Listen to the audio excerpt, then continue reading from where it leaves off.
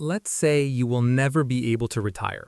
At 70, you'll still be working, maybe even longer. And this isn't a disaster scenario. This is the possible future the current system is offering you. Let's start with the numbers.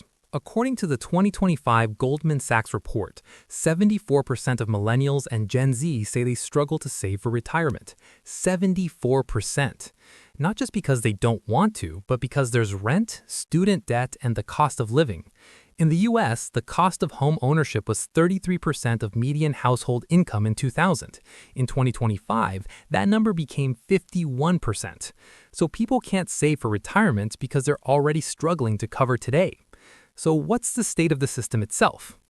The American Social Security Fund runs out in 2033, and if Congress doesn't act, automatic cuts of 23% kick in for today's retirees and future retirees alike. Let's make that number concrete. That's less than $16,500 per year for the average couple. But wait, this isn't just an American problem. In Europe, things look different, but they aren't. Germany, France, Italy, all are struggling with an aging population.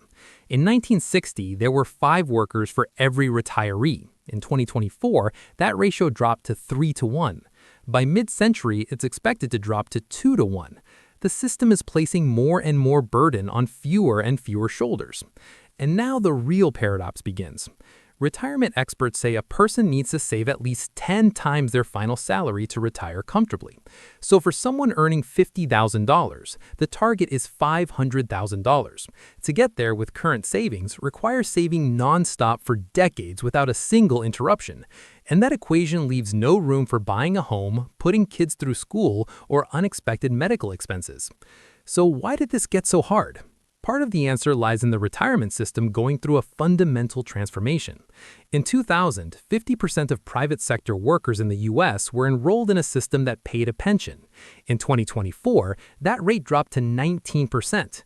So the guarantee of a fixed retirement payment has nearly disappeared, replaced by systems like the 401k. The difference is this. In the old system, the company made you a fixed monthly payment for the rest of your life. In the new system, you save yourself, you manage it yourself, and when it runs out, nobody saves you. This essentially transferred retirement risk from the government and companies to the individual. And the generation carrying the heaviest burden of that transfer is exactly the generation currently in the middle of their working lives.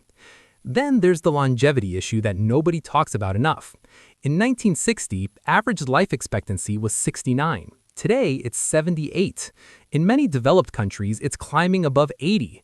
That's a wonderful development. But from an economic perspective, a longer retirement means the amount you need to save grows dramatically.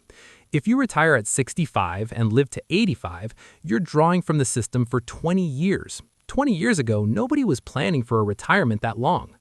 Now, let's get to that question. The question everyone asks but fears hearing the answer to.